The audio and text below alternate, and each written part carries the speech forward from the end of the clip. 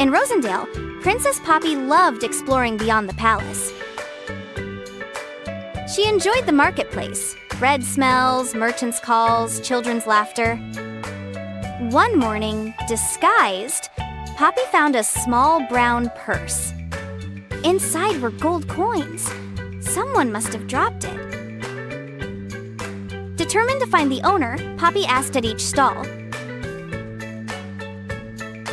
Everyone shook their heads. No one claimed it. Poppy overheard two women talking about Mrs. Wren. Mrs. Wren had lost her money on the way home. Poppy asked where Mrs. Wren lived. They pointed to a cottage. The sun was setting when Poppy reached the cottage. She heard a faint meow through the open window. Poppy knocked gently. A frail voice said, "Come in." Inside, Mrs. Wren sat with a worried face and a white cat. "Are you Mrs. Wren?" Poppy asked softly. "Yes, dear. Have we met?" the woman replied. Poppy held out the purse. "I think you dropped this." Mrs. Wren gasped, tears welling up. "My purse!" "This was all the money I had for rent and Daisy's food."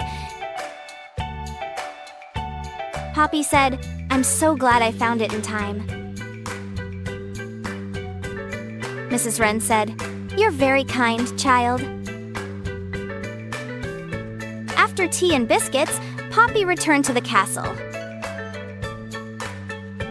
She couldn't stop thinking about Mrs. Wren and her cat.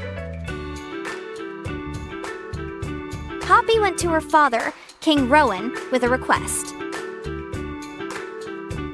"Father, she deserves a better life. I have an idea."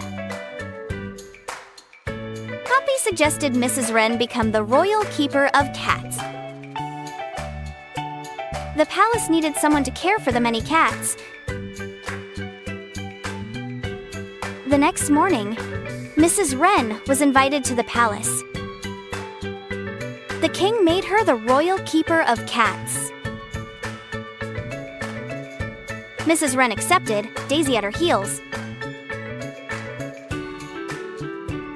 They followed the king through halls filled with purring cats.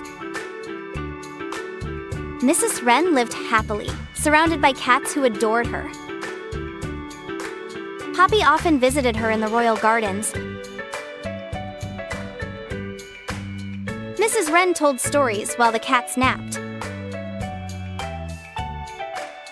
The villagers remembered Poppy, who did the right thing. She acted not for reward, but because it was right. We should all treat each other with kindness and care. Poppy's act of kindness transformed Mrs. Wren's life. The palace cats now had a loving caretaker. The kingdom learned the value of empathy. Poppy continued her explorations, always seeking ways to help. She understood true wealth lies in compassion.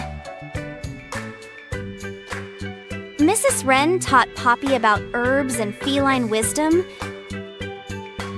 Daisy became Poppy's loyal companion, always by her side. The royal gardens flourished under their combined care. King Rowan admired his daughter's kind heart. He encouraged her to continue her acts of goodwill. The kingdom prospered under their reign of kindness. Each act of generosity rippled through the land. Villagers helped one another, inspired by Poppy's example. Rosendale became known as the Kingdom of Compassion. Poppy's legacy lived on, inspiring generations to come. children learned about her kindness in every school. The story of the lost purse became a beloved tale. It reminded everyone to look out for those in need. The palace cats purred contentedly, always cared for. Mrs. Wren's cottage was replaced with a cozy home. She continued to share her wisdom with all who visited. Poppy and Mrs. Wren remained the best of friends. Their bond was a testament to the power of kindness. And so, Rosendale thrived, a beacon of compassion. Wasn't this fun? Did you like my adventure? Then hit that thumbs up button so I can see that you liked it.